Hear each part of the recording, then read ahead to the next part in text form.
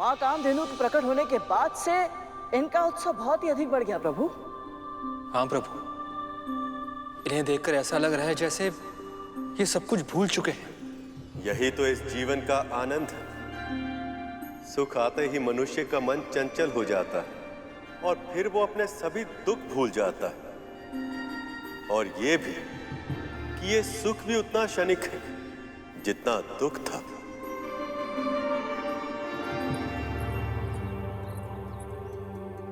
मुझे क्षमा कीजिए बाबा, मैं आपके लिए गौमाता कामधेनु का दूध लाना तो दूर, ये तक नहीं समझ पा रही हूँ उनकी खोज कहाँ से आरंभ करूं। अच्छा बताओ, गौ माता से हमें क्या क्या प्राप्त होता है? गाय के दूध से नारायण का अभिषेक होता है, उससे जो दही बनता है उसे अन्न में मिलाकर नारायण के लिए प्रसाद बनाया जाता है। उनके घी से सभी अनुष्ठान पूरे होते हैं। और इन सब वस्तुओं का सबसे अधिक प्रयोग कहाँ होता है? किसी ऋषि के आश्रम में। स्वामी, मेरे स्वामी महर्षि हैं।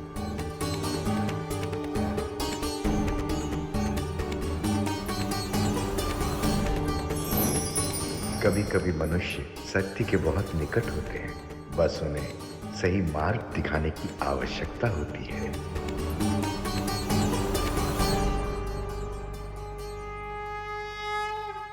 मैं दक्ष पुत्री विंता स्वामी प्रजापति महर्षि कश्यप का आह्वान करती हूँ, कृपया दर्शन दें।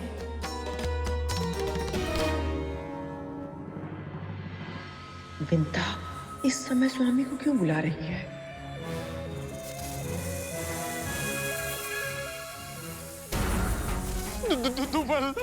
हमारे आने भाई तो रिक्त हाथ ही वापस चले आए। आज तक तो यदि गुरु दत्तात्रेय को दूध नहीं मिला तो वो तो क्रोधित होंगी, और यदि विंता माता को पहले दूध मिल गया तो माँ हमारी जो दशा करेगी उसकी तो कल्पना भी असंभव है। तो फिर अब हम क्या करें? तब तो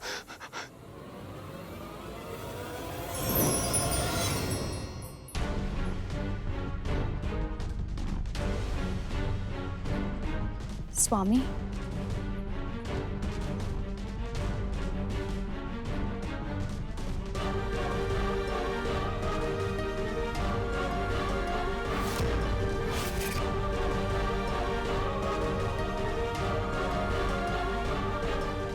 स्वामी, मैंने आपको कष्ट इसलिए दिया क्योंकि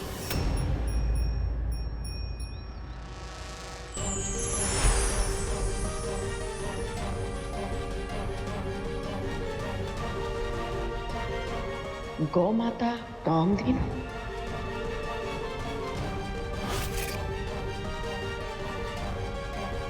माँ कामधेनु? स्वामी ने पुनः विंता का साथ दिया।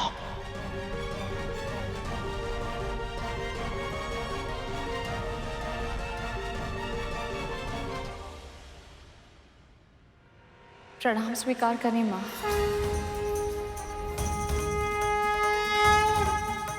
मैं केवल अपने पुत्रों की प्रसन्नता चाहती हूँ, आशीर्वाद दीजिए। एक विनती और है माँ, एक बूढ़े बाबा को आपके दूध की आवश्यकता है, आज्ञा दीजिए।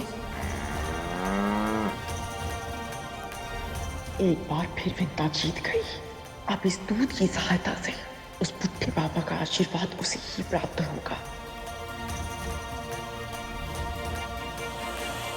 आज फिर से स्वामी ने उस विंता का साथ दिया।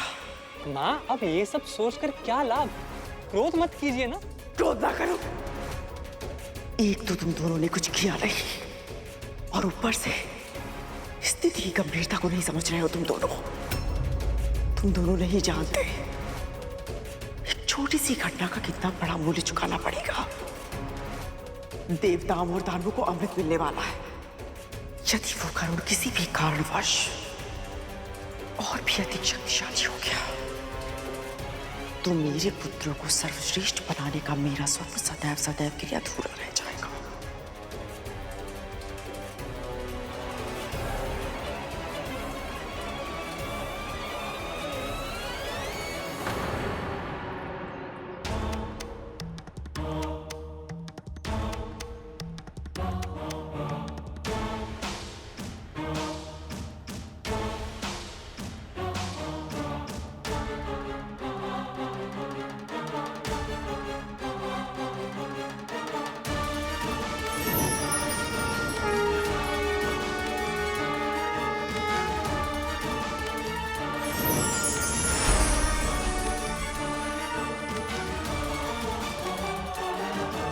प्रणाम गुरुदेव। कल्याण। प्रभु, इस प्रकार यहां आकर मेरे परिवार को आशीर्वाद देने के लिए आपका कोटि कोटि धन्यवाद। मुझे तो आना ही था। आप तो जानते ही हैं, अब समय आ गया है कि विंता और गरुड़ को उनकी परिस्थितियों से मुक्त कराया जाए, ताकि गरुड़ अपनी नियति को पाने की दिशा में आगे बढ़ सके। मैं यहां रहकर विंता के धैर्य और उसकी श्रद्धा की परीक्षा ले रहा हूं। अब शीघ्र ही विंता को उसकी सेवा का और कद्रू को उसके कर्मों का फल मिलेगा।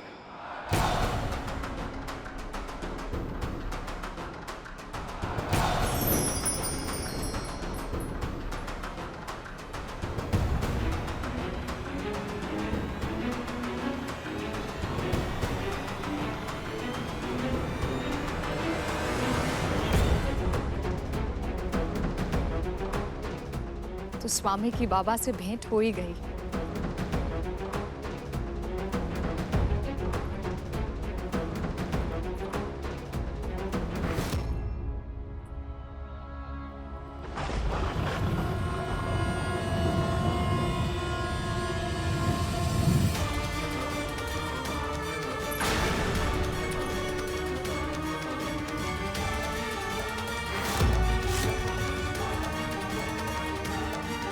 ये दिव्य प्रकाश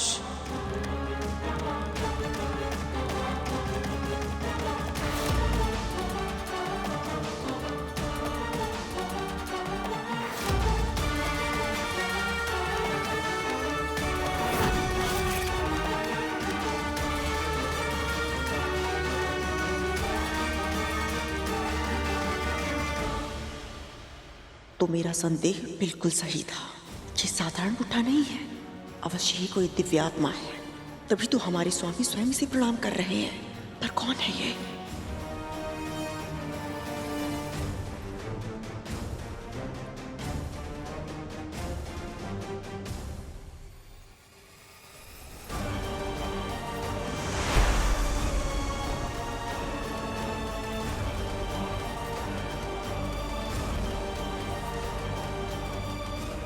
बाबा, ये लीजिए कामधेनु का दूध।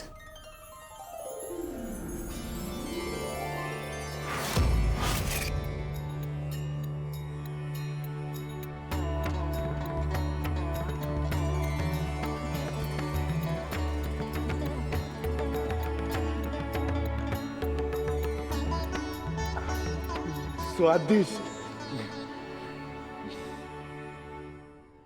विंता, आपने बहुत अच्छा किया जो इन वृद्ध बाबा को यहां ले आई। हमें पूर्ण विश्वास है कि अगर आप पूरे मन के साथ इनकी सेवा करेंगी तो ये शीघ्र ही स्वस्थ हो जाएंगे।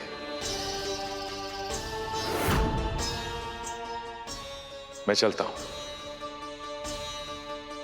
यदि स्वामी ने इस समय मुझे देख लिया तो वो क्षण भर में ही समझ जाएंगे कि मेरे मस्तिष्क में कौन सी योजना चल रही है।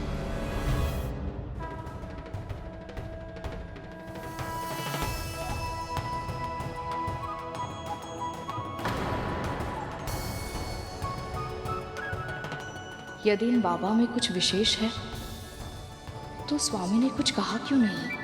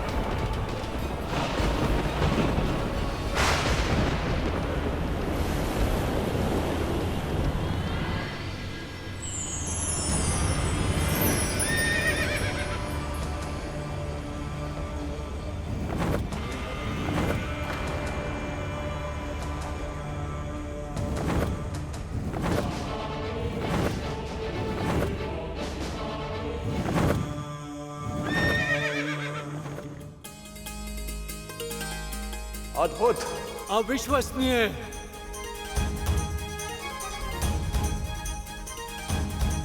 इसके रूप ने तो सभी का मन मोह लिया। कौन है ये पशु? उच्चश्रवा, उच्चश्रवा, उच्चश्रवा। श्वेत और काले में बहुत अंतर होता है, मैंने अपनी आंखों से देखा है। तो बोलो, शर्त लगाने का साहस है। हारने वाले को जीतने वाले की एक बात माननी होगी। कल सुबह होने से पहले तुम सब जाकर उच्चश्रवा की पूंछ से लिपट जाना। दूर से देखने पर किसी को भी भ्रम हो जाएगा कि उसकी पूंछ काले रंग की है। कल तक तो इसकी पूंछ श्वेत रंग की थी। तुझे मेरी दासी बनना पड़ेगा, जीवन भर के लिए।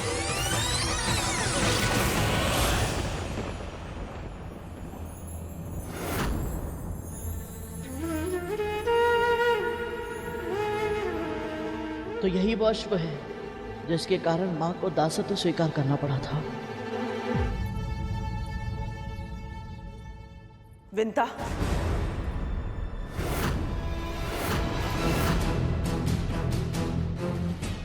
इस बाबा की इच्छाएं पूरी करने के लिए और उसके लिए कामधेनु के दूध का प्रबंध करने के लिए तूने हमारे स्वामी को ही आमंत्रित कर लिया।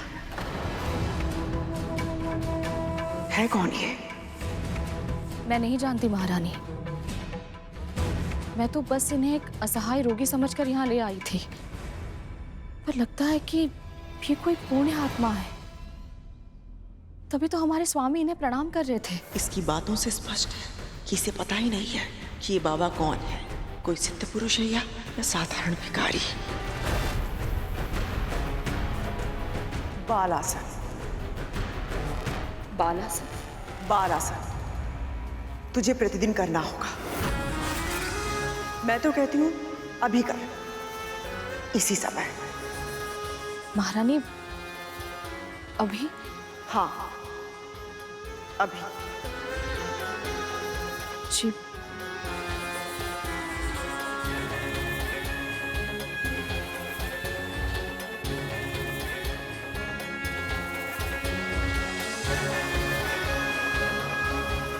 तेरा स्थान मेरे चरणों में है, क्योंकि तू मेरी दासी थी, है और सदैव रहेगी।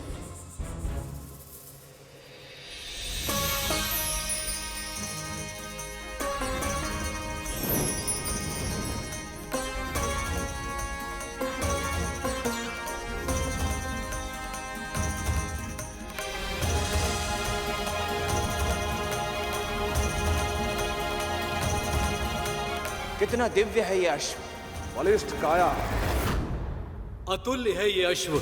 यदि इस पर किसी का अधिकार संभव है तो केवल हम असुरों का। दिव्य प्राणी केवल दिव्य देवताओं के पास ही होना चाहिए। तुम देवता दिव्य नहीं, भिक्षुक हो, भिक्षुक। संजीवनी विद्या की सहायता के बिना युद्ध जीत कर दिखाते, तब तुम्हें कहने का अधिकार होता।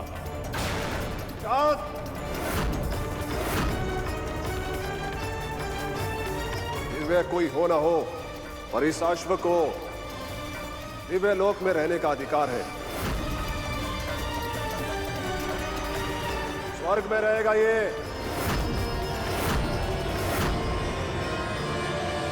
तुम्हें क्या लगता है गरुड़, किसे मिलना चाहिए ये घोड़ा? तुझे मेरी दासी बनना पड़ेगा, जीवन भर के लिए।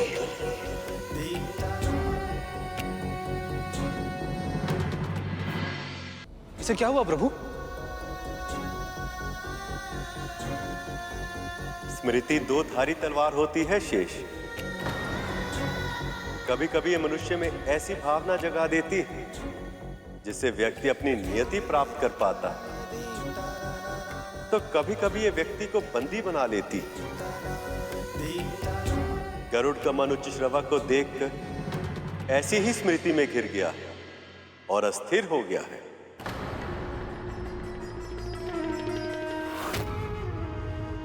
मुद्रा तो बिल्कुल सही है तेरी, ऐसे ही नित्य किया कर। कहते हैं इसे करने से दृष्टि तीव्र होती है, और तुझे तेरी दृष्टि तीव्र करने की बहुत अधिक आवश्यकता है। तूने दूर से देखा और तुझे लगा हमारे स्वामी महान ऋषि उस बाबा को प्रणाम कर रहे हैं। ध्यान से देख विंता, वो उस बाबा को नहीं, जबकि उनके पीछे रखी उस मूर्ति को प्रणाम कर रहे थे।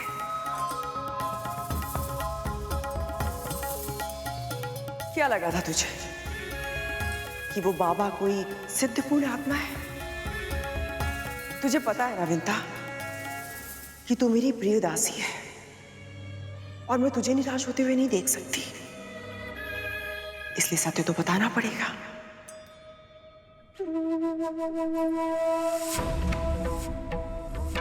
वो बुड्ढा कोई पूर्ण आत्मा नहीं है। हाँ, थोड़ा सा अतरंगी अवश्य है। वो अपनी मांगे इस तरह तेरे सामने रखता है कि तू पूरी करने के लिए विवश हो जाती है। बहुत कर ली इच्छाएं पूरी तूने उसकी, किंतु अब उसकी सेवा मैं करूंगी, वो भी अपने ढंग से।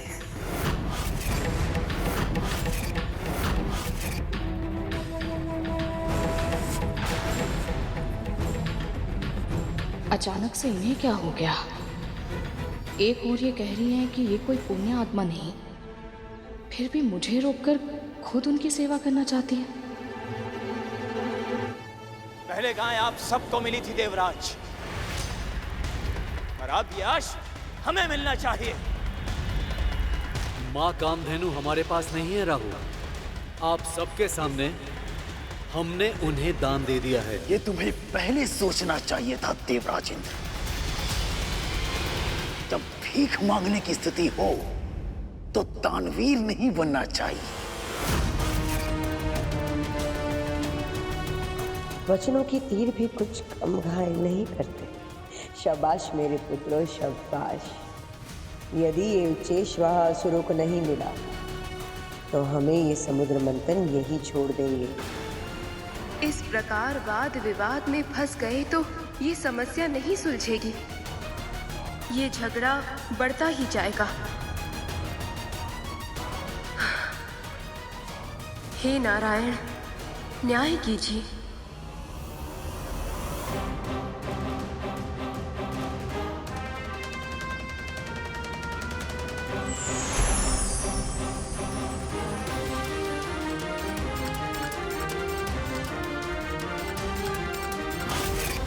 हमारे हित की बात आज तक इनके मन में आई है, जो आज इनके मुख पर आएगी।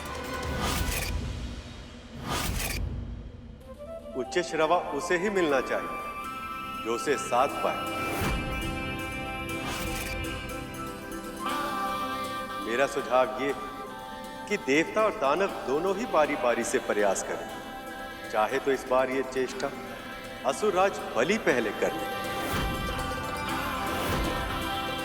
अचानक से ये विष्णु असुरों के हित की चिंता क्यों करने लगे? कहीं ये मेरे पुत्रों के विरुद्ध कुछ षड्यंत्र तो नहीं रच रहे?